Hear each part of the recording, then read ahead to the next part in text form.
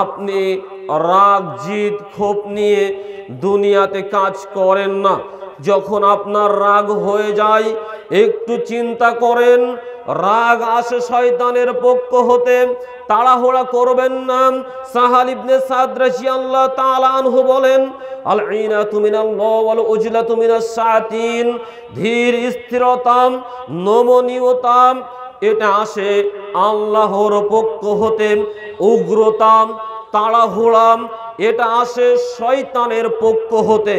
আপনার ভিতরে যখন দেখবেন একটা বিষয়ে অতীব তাড়াহুড়া লেগে গিয়েছে, জিদ কাজ করছে, উগ্রতা আপনার ভিতরে প্রকাশ পেয়েছে, মনে করবেন শয়তান আপনাকে এই অন্যায়ের দিকে ধাবিত করার জন্য জোরালো প্রচেষ্টা চালিয়ে যাচ্ছে।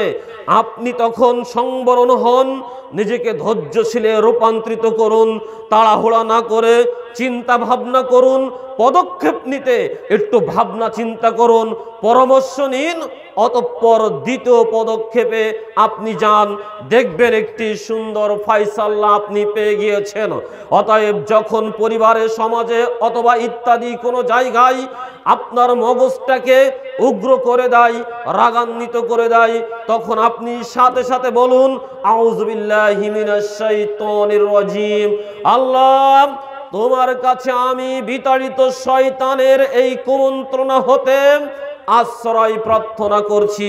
এভাবেই আল্লাহর কাছে আপনি সাহায্য প্রার্থনা করুন। সম্মানিত উপস্থিতি, যখন আপনার অতীব রাগ হয়ে যায় তখন আপনি দাঁড়িয়ে থাকলে বসে পড়ুন, বসে থাকলে বিছানায় ঘুমিয়ে পড়ুন।